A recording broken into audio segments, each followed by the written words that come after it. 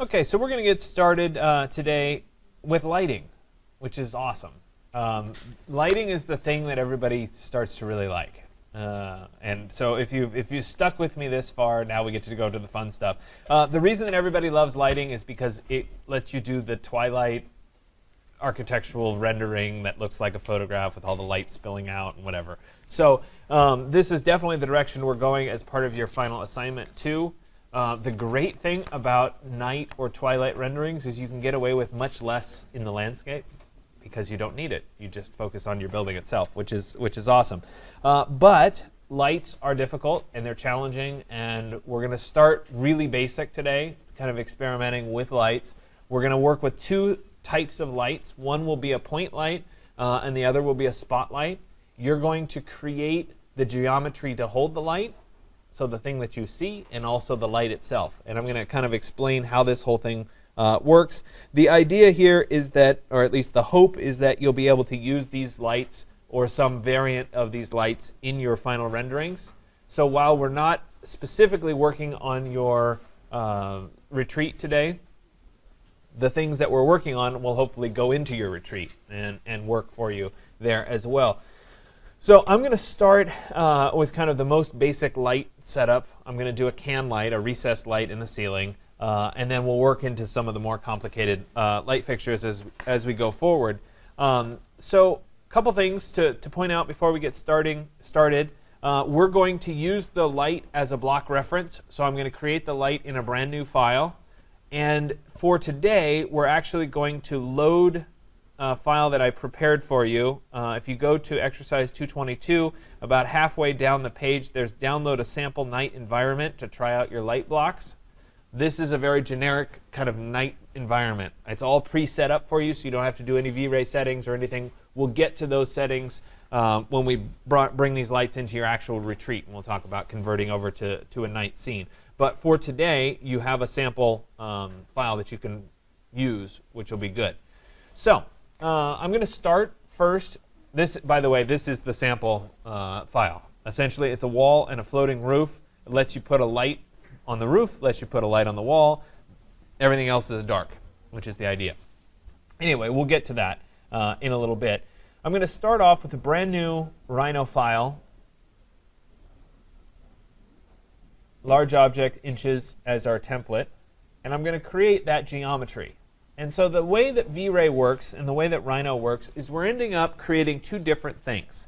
Number one, we have to have the thing that holds the light in the first place, so the fixture itself. And then V-Ray will actually put a light in that casts light and shadows. So it's kind of a two-part thing.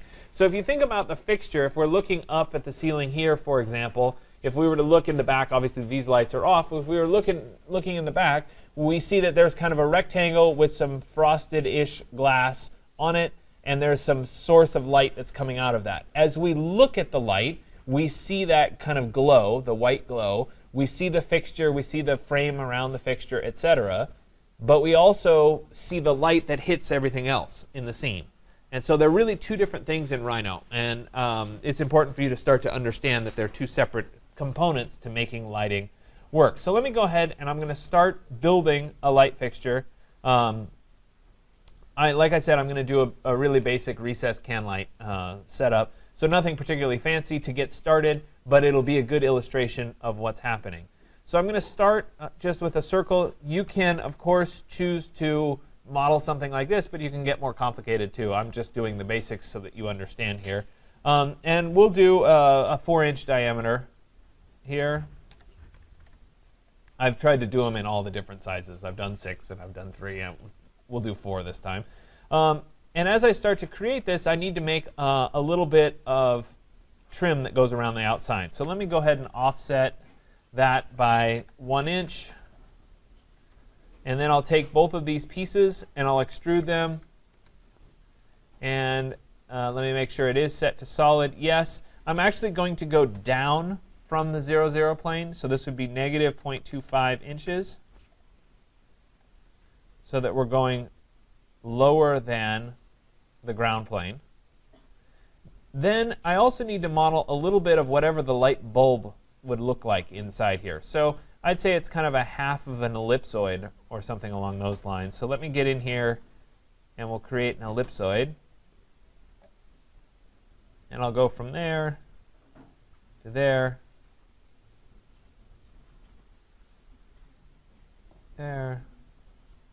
So there's a little bit of a kind of a cushion looking thing. I'm going to trim off the upper half because I don't need it. So let me go to trim.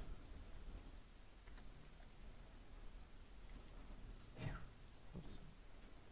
There we go. So that's the upper half. Now, I could, of course, make this a little bit more complicated. I could chamfer the edge. For example, distance point. Nah, it didn't even want to do it for me. I could sweep something around the edge. I mean, there's a lot of flexibility here. Again, it doesn't really matter. You can get inventive about what this looks like. You don't need to sit here and watch me make the geometry. We've done enough of that in class already.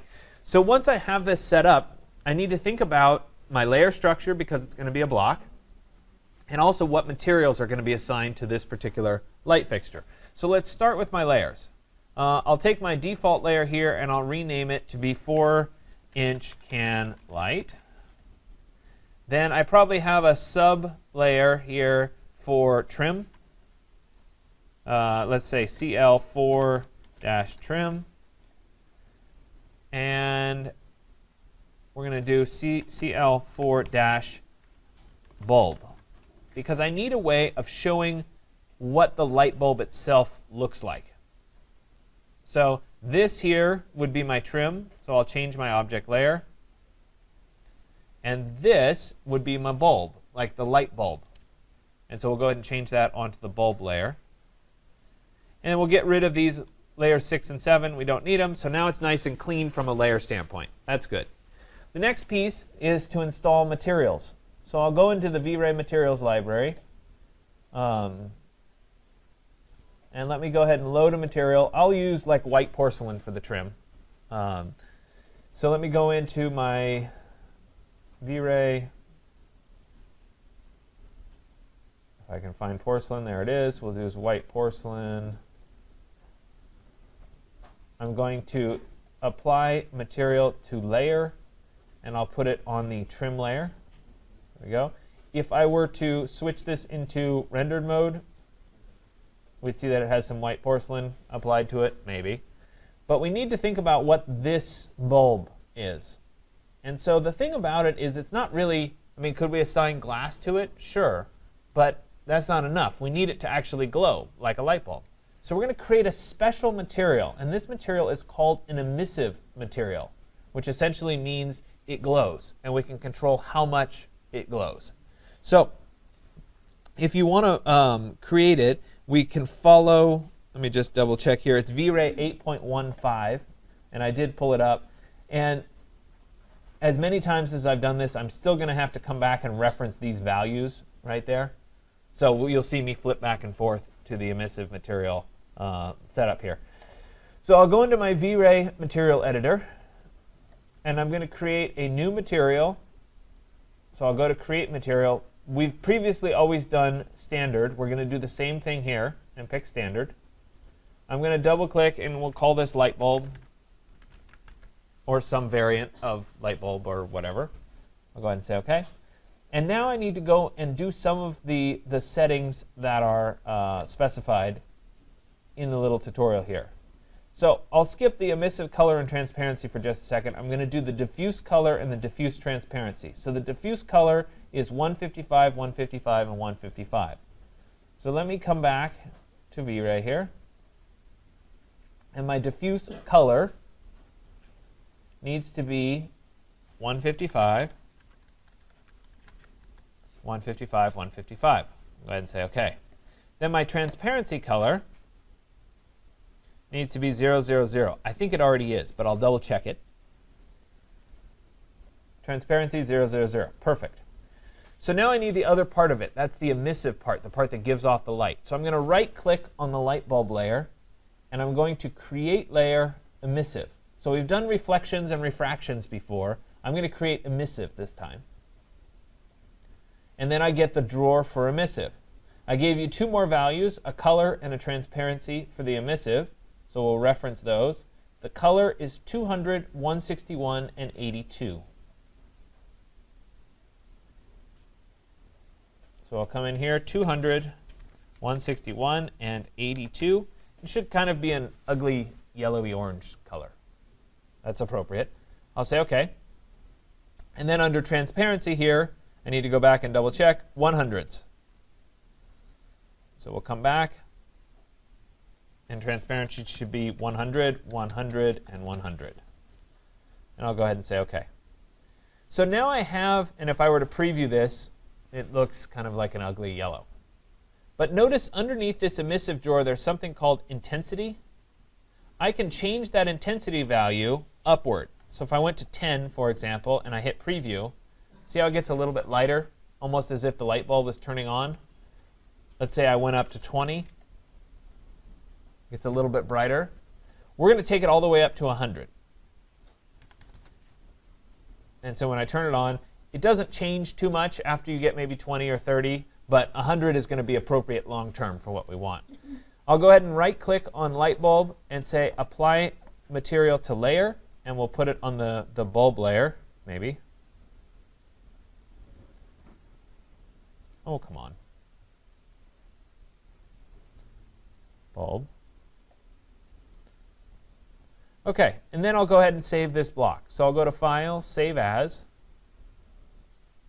And I'm going to leave it in my Rhino blocks. Let me create a new folder for lighting.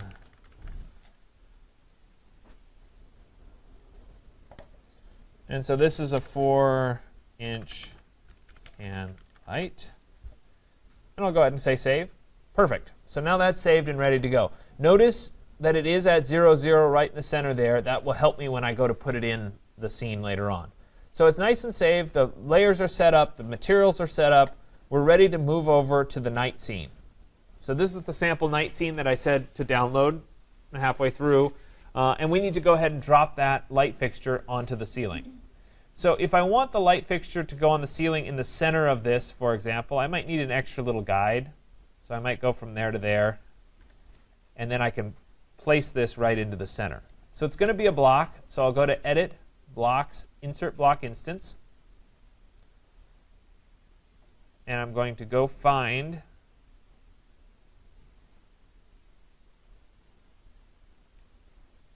my 4-inch can light.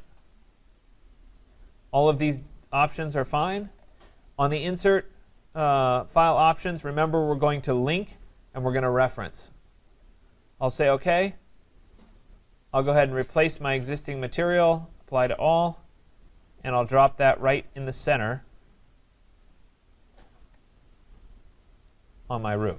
So there it is. If I were to switch into my rendered mode, for example, right, we'd see that it's there. You're not going to see the emissive because that's a V-Ray thing. So let me go back to shaded. There we go. So now if I were to do a rendering of this, and I'll go ahead and do this, I'm going to look up at it so that we can see it. If I were to do a render, assuming that I did things correctly, we're going to be looking up and we're going to see a little bit of a glow where the light bulb would be, as if we were looking up at the light. That's good. But this emissive material is nowhere near strong enough to actually provide any light to the scene, to the rendering. So inside of the final environment file, so the one that has the site in it, when you're thinking about your retreat, it's going to be the master site file. In this case, it's the sample night scene. That's where we're going to put the V-Ray light in. So we've done the object itself. Now we need to put in an actual light for it. And so these are available on the V-Ray Lights toolbar here. We did the directional light before. You guys remember that, which is uniform light. We're not going to do that. This time, we're going to choose a spotlight. And a spotlight is kind of like a flashlight, where we have a source, and then we have a cone of light coming out from that source. We're going to do the same thing here. We're going to create the spotlight. It's going to ask me for the base of the cone. Sometimes it's easiest to just create it somewhere in the scene and then move it where you want it to go after the fact. So I'll start right here because it's easy to click on this point. And the size and dimensions of this light make a difference for how the light casts. And I'm going to show you a bunch of examples so you can see this in action. I'm going to set the radius at 1, or actually it would be the radius at 1 foot. Then I'm going to specify the height also at 1 foot. But it's not letting me go straight up, so I may need to do that in one of the side views. So here we go. We'll do a height at 1 foot. We'll be going straight up and down. And there it is. Now, in order for this light to actually work, we have to make sure that the point of the light, the source of the light, is not within or contained within any other objects. So I'm going to move this down.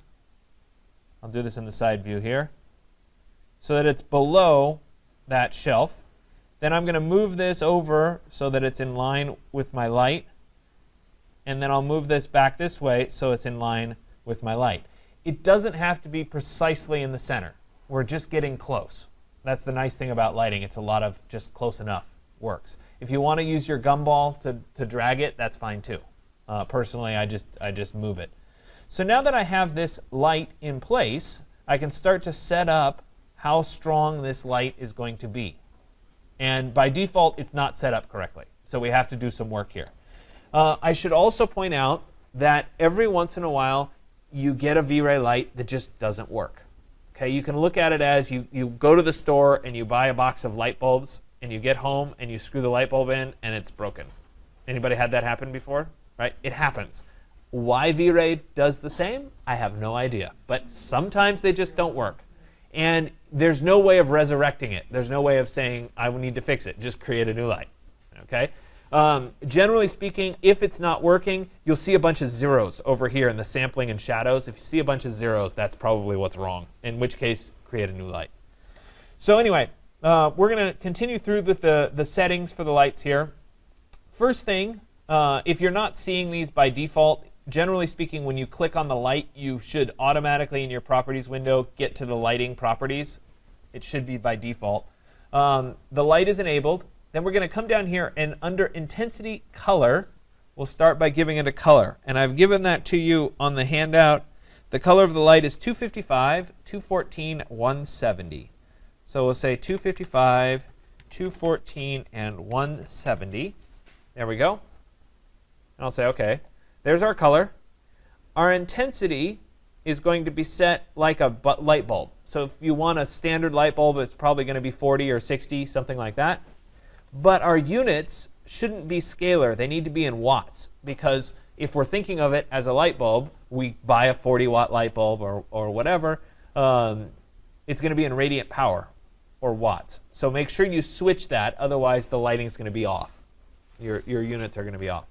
So 40 radiant power is in watts. Then we're going to come down into the options here, and under decay, we're not going to do linear, we're going to do inverse square. So there it is as inverse square under decay. The rest of these options are all perfectly fine as their defaults. So assuming we have those set up, remember we also need to make sure that our physical camera is set up. It's probably already is in this scene. Yes, it's on. It's at 200, so that's fine. And now we can go ahead and give it a render.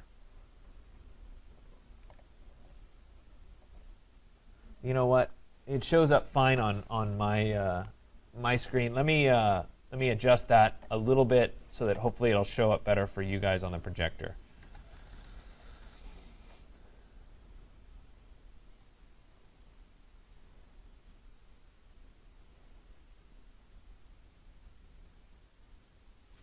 There you go. It shows up a little better for you guys on the projector that way. So I've set up the spotlight. And essentially, that little can light is casting a light on the wall. I'm getting this little arc here from the light that's on the wall. There is an additional light that's in the scene that's like a moonlight, which is giving this little light shadow there. You can ignore that. It's not a big deal. So there's that light. It's giving me that little arc on the wall. Now, if I were to take this light and there, and I were to move them so that they went back closer to the wall, and I were to re-render, this arc would get much higher on the wall, and the intensity of the light would get brighter. No surprise. Right? The same thing happens. You walk down your hallway, you have a recessed can light, you see this little arc. You guys will find that you're suddenly starting to pay attention to lights now. And you go home, you'll turn the lights on, you'll say, oh, it does make that shape. Okay? So there it is on the wall. Now, this is kind of a generic setup. I like the 1 foot radius and the 1 foot height. That works really nicely for most scenes. If we were to change that, though, let me take this light, and I'm going to put it on some layers here. Sorry, there's some holdover old layers on this that really should go away. Let me create a new layer for lighting. Actually, I should call this V-Ray lights for clarity. I'll make a new sublayer. This is 1 can light or spotlight. Now, if I change the ratio, so we'll say 1, 2 spotlight. You, again, don't have to do this. I'm just trying to show you how this stuff works. So let me change that object on the 1, 1 spotlight. We'll turn it off. I'm going to create another spotlight this time. We'll start there. This time I'll keep the diameter the same, so the radius is still 1 foot. But on my height, we'll do it at 2 feet. So it's a taller light this time. Go ahead and move this down.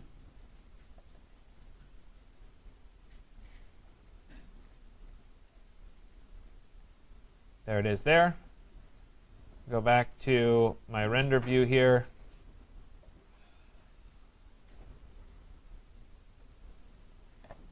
I do need to make sure my light properties work here. So once again, this is 255, 214, 170. These numbers I've typed enough times to where I can remember them.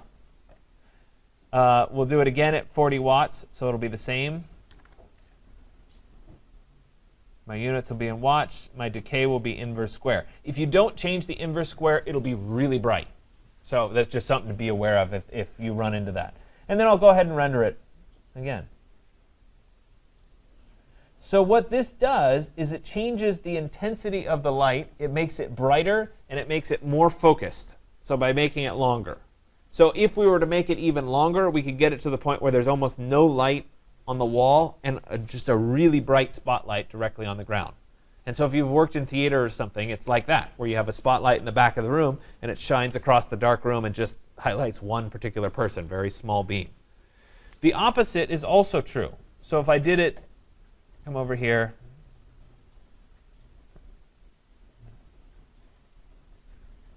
and we'll do a 4-1 spotlight.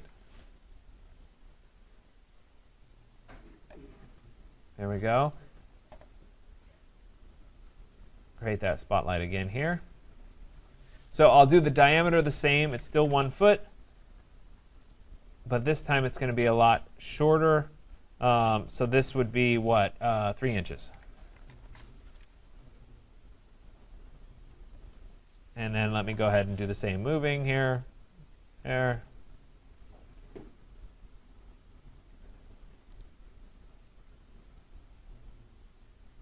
There we go. Back to render 1. I need to edit these properties again.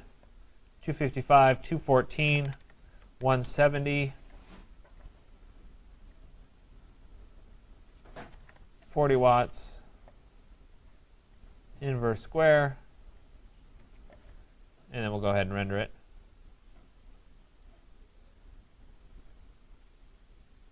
It's going to be very, very wide at the top. So you have control in V-Ray to determine what the light looks like, how wide this should be. Spotlights work great for these types of lights, where we have light going in one direction. So a recessed light from up above casting down on the wall gives us the arc. If we had something where light's going in 2 directions, it's not the best strategy for how to do it. So I'm going to show you how to do that one in just a second. So I need to go back and make some new geometry to hold a different kind of light. So let me go back. I'll open a new Rhino here. Actually, I can just get a new file here. There we go.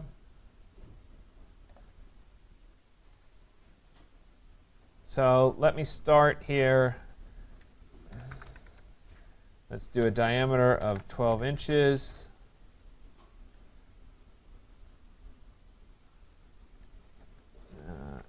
There. And we'll do this at maybe I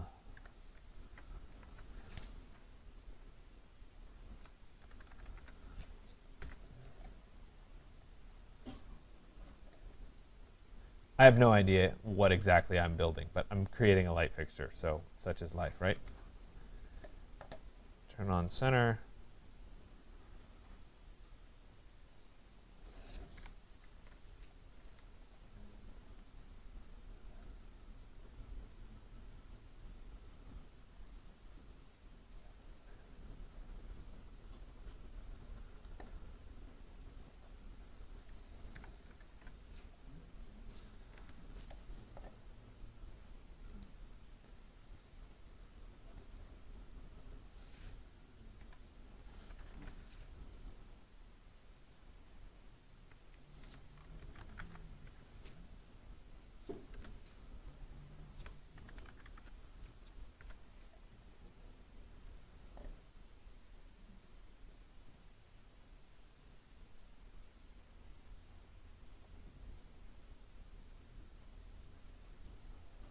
Bear with me, sorry.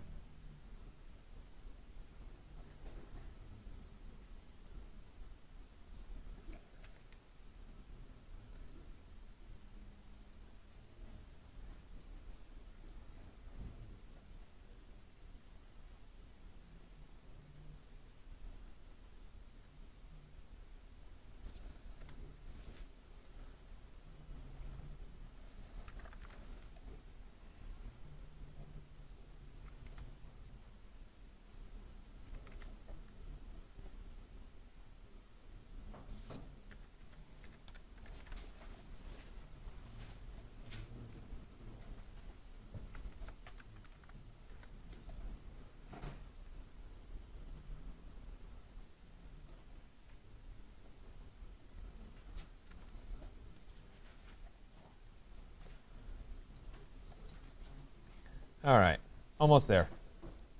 Promise.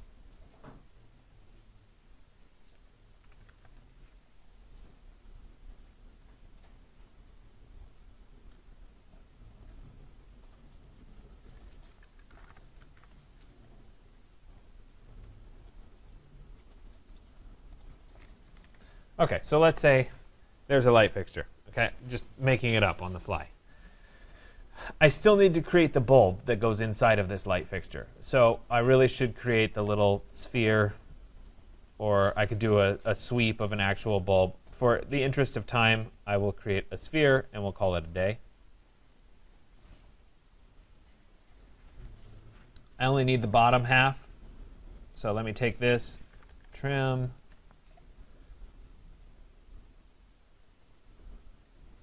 There we go. And once again, I have to organize my layers just a bit. So let me go back to shaded here. And also, it helps to think about where you're going to insert this from. So really, it would be nice if I was inserting from, say, over here on the wall plate rather than floating randomly in space. Okay. So then I need a few other things like, let's call this wall light fixture. And we'll call this light bulb. And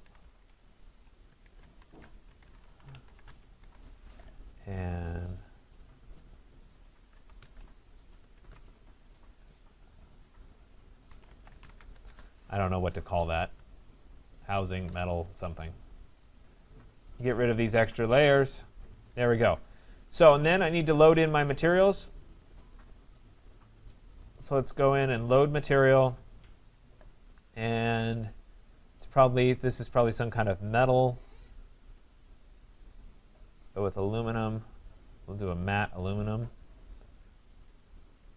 And I'll apply material to layer. We'll put it on the metal layer. There we go. And then I need a light bulb. So I'll right click and I'll say create material standard. And we'll call this light bulb. Now, of course, you could save your light bulb material and reload it, so you didn't have to keep creating it each time. But it doesn't hurt for me to walk through the steps. So let me go back and say create layer emissive. So we have emissive. Then we have to go through and set the color and the transparency. So let me flip back and forth. I don't remember this one. 200, 161, 82. 200, 161, 82. I think these are 155s, right? 100s. 100, 100, 100. These are 155. And the last ones are zeros, which they already are. Perfect. So now I have that, but I need to increase the intensity. So once again, I'll go to 100. And then I'll right click and say apply material to layer and put it on the light bulb layer. So now I have that object set up for myself. I'll go ahead and go to file and then save. And we'll call this wall. And I'll click save. And then we'll go ahead and drop this into place. So we'll go back to my night scene here. I'm going to go into Edit, Blocks, Insert Block Instance.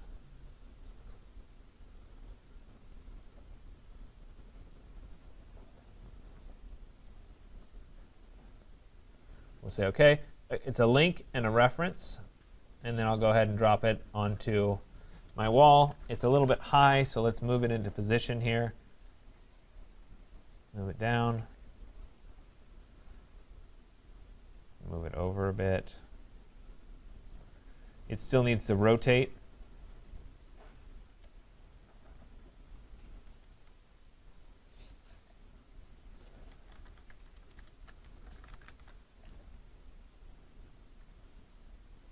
Like that.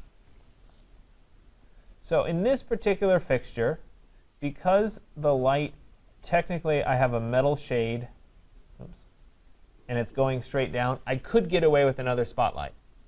Okay, it would work. If, however, this shade became something that was translucent, it was glass or something, then doing a metal spotlight wouldn't work, or just doing a spotlight wouldn't work anymore. So I'm actually going to set this up not as a spotlight. I'm going to set it up as a point light, which means the light's going to go in all directions. And that'll allow me to change the material and decide, oh, I'd rather have a different material. And I'll show you guys that in just a second. So this is in the scene. I need to create a new V-Ray material for it. So let me go into my V-Ray, or excuse me, the new V-Ray light for it. Create a new V-Ray light. We'll call this point light. I'll say point light 1. And I'll come over here, and it's this one. So it's the circle that kind of looks like a sun, but it doesn't have any little U and V lines over it, and it doesn't say sun next to it. It's just this plain yellow circle. Point light location, I'll snap to my bulb right there. But remember what I said about these not being able to be coplanar with any other object. So I need it to be slightly lower than the bulb. So I'll go to Move, V for vertical, and I'll drop this down just a little bit, maybe. Might be easier to do it in one of the side views. It is a bit challenging with these lights because as you zoom in, they stay the same size. So you can't really make them bigger to select. So it can be a little bit daunting. Anyway, so I have that. I'm going to go back to my properties. I'll get into my light properties. And same thing, same settings, 255, 214, 170. Oops. 40 watts. And it should be inverse square. So I have all that set up. I'm going to turn off, for the sake of clarity here, I'm going to turn off my other spotlight. Oops. I didn't actually put it on the spotlight layer. There we go. Let's get this back to the render 1 view. There it is. And we'll go ahead and do a render and see what happens.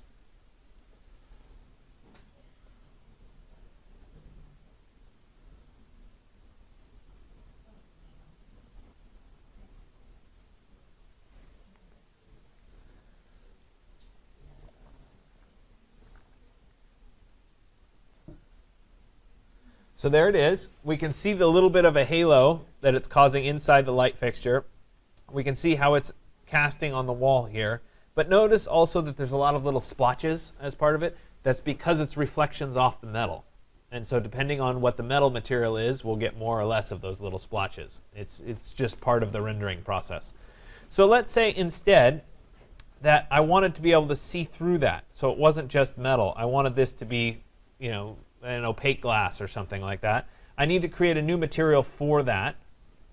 So I could load an existing material. I could load fabric maybe or something like that. But sometimes it's easiest to just create a brand new material. Standard. Let's change the color to be the color that we kind of want the shade to end up. So maybe about that color of tan-ish. And then I'll change the transparency maybe to gray or dark gray. We'll start with dark gray and see what happens. I'm going to call this shade. And I'll say OK. And I'm going to apply this material to that part of the shade. So let me right click and say apply material to selection. So it'll override. I'll save this. And I'll go back into my scene.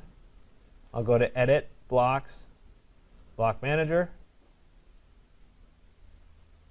Maybe. There we go. Linked file is newer. Perfect. Let me go ahead and update that linked file. Excellent. And then we'll go ahead and give it a render again. I also might find that this spotlight, or this point light is a little bit strong. I'm going to drop that down just a little bit. Go to 30. And then we'll give it another render and see. One of the things about doing these kinds of renderings is as much as I try to script it for you, set it at this intensity, put it at a 40 watt. Depending on a lot of different settings, you're going to vary those values. And you have to just do these little test renders to see, oh, it looks right or it doesn't look right. So there it is with its shade. Right? It looks like I'm having a few issues with some the way that the shade is casting around the fixture itself. I need to zoom in and see what's actually happening. And it could be that I just need a little bit of a band of metal around the top so the shade doesn't come all the way up against it. But you see that I'm getting that transparency. And it's helpful to have a point light versus a spotlight because it's casting upward in addition to casting downward. You can also see that the light against the wall here is brighter where there's nothing that it's going through, and when it's going through this material, the lens, so to speak, it's a little bit softer. So the same thing would work if you applied, say, let me go back. I'm trying to show you a bunch of illustrations here. Let me go back to my materials, and let me load in, go back to my metals, and go into my screens.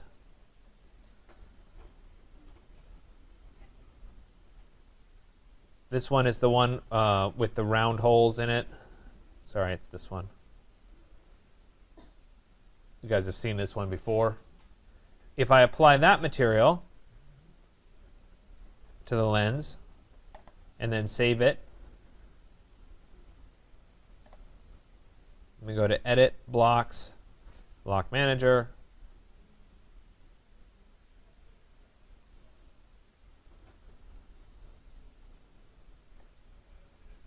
Oh, I think I saved the wrong one, sorry.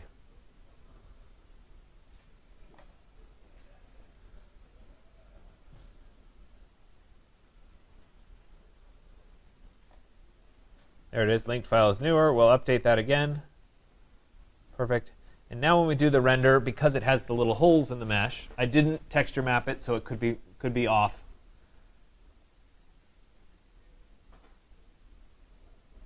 we should get little spots in the shadow.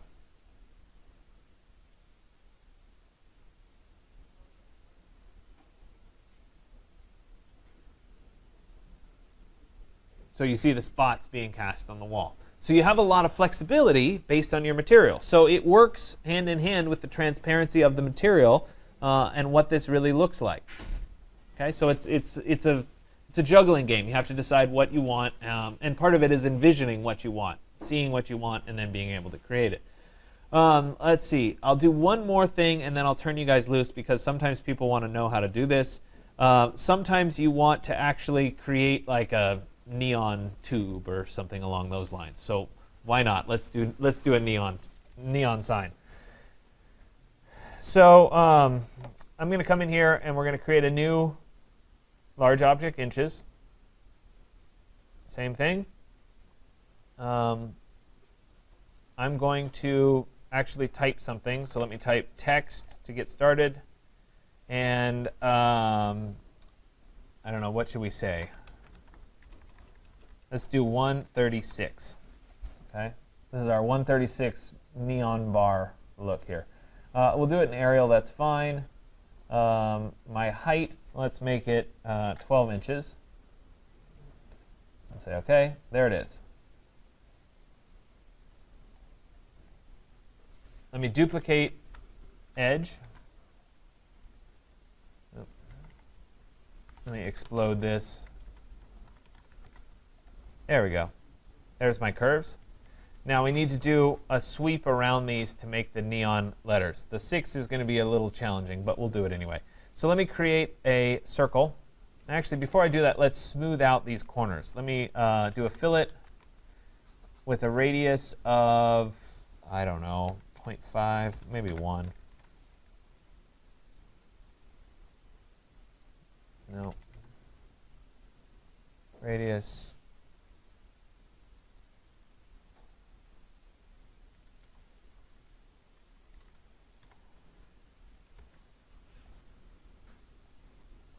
There we go.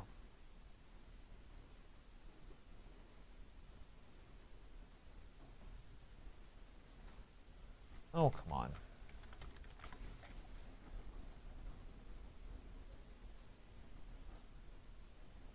Yeah, it doesn't like that corner. Apparently I should have done it less. Sorry, bear with me a little longer.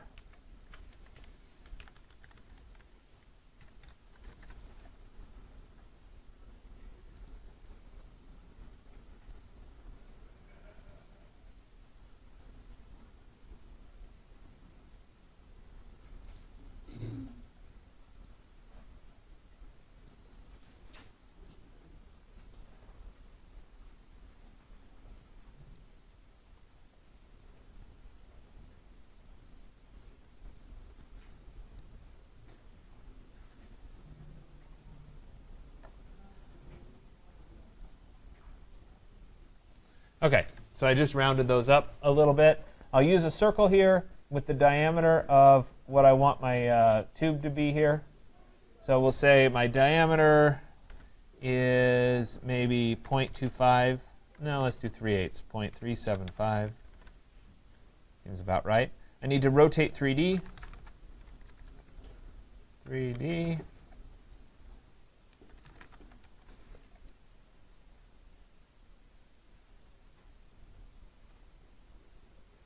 So that's up, and then we're just going to do a sweep. Sweep 1, cross-section curve there. Okay, it just did the first piece for me. Let me go ahead and copy this.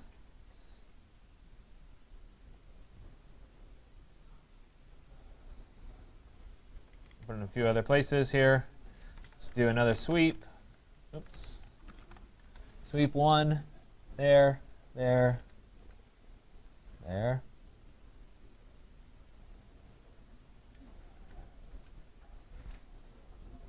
Okay, a little bit of an issue where those two came together, but we'll pretend that they're okay for right now. Okay, so now I need to, oops, one more. Sorry, missed the.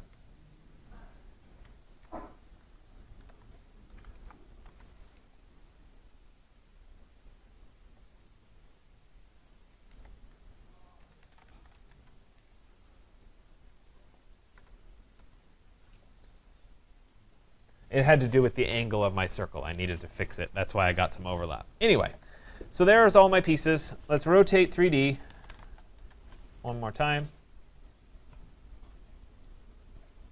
So it's up in space. And let's move this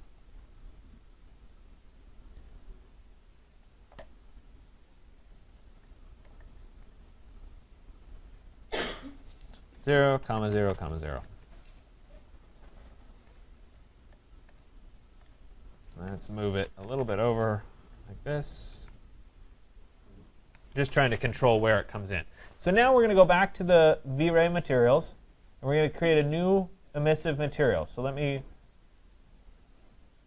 right-click. I'm going to say Create Material Standard. We'll call this Neon, if I can spell.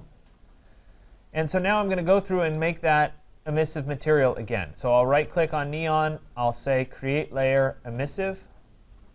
There it is. Here, I'm going to change the color. So we're going to pick, let's try orange, for example, as my color. The rest of these are going to be the same as the other settings. So I have to double check here. 100, 155, and 0. So this is 100.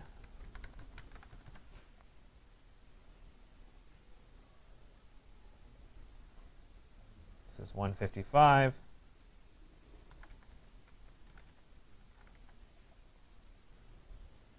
And this is 0. Perfect.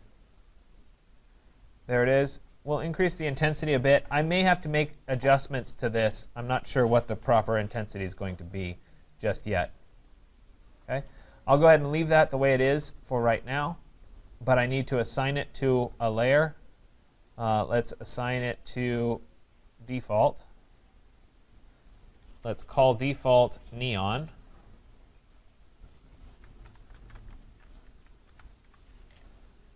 I'll get rid of the other layers. Perfect. Let's save it.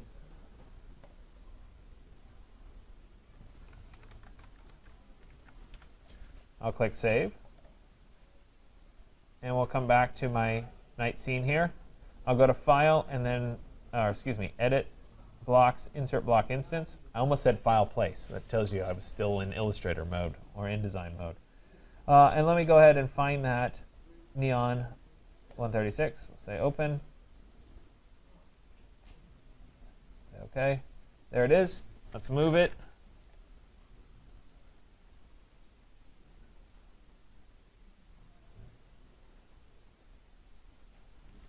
There we go.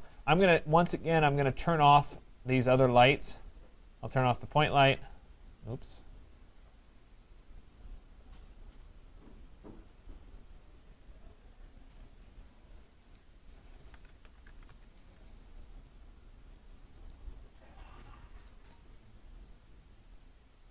There we go.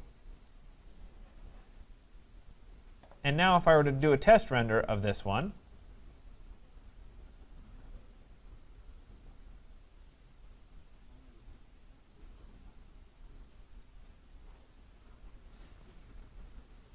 we get our neon. Looks like I had the problem with my 6.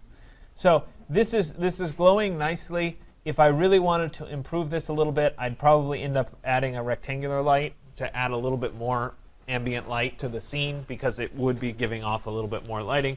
But for the scope of what you need to do today, I'm going to stay away from rectangular lights. There's a reason I'm staying away from rectangular lights right now, in that I don't think you need them quite yet, and it's much harder for me to script these are the settings for a rectangular light, because the settings are dependent on the size of the rectangular light. So it's more trial and error.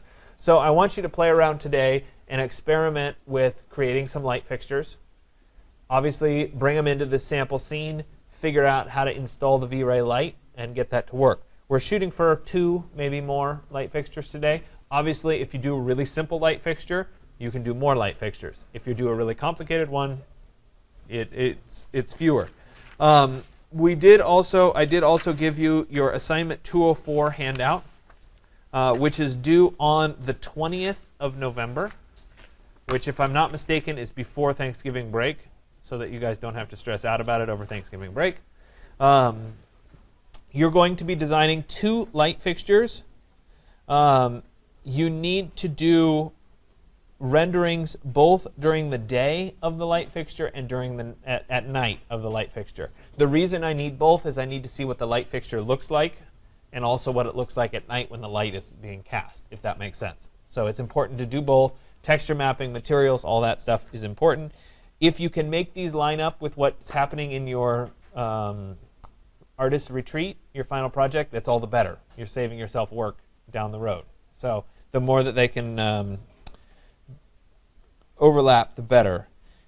2 perfect renderings, and you're supposed to include the file as a block so that somebody else can use it down the road.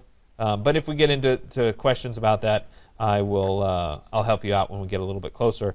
Notice also that on this particular assignment, when it's due, you're going to be doing 6 comments rather than 3.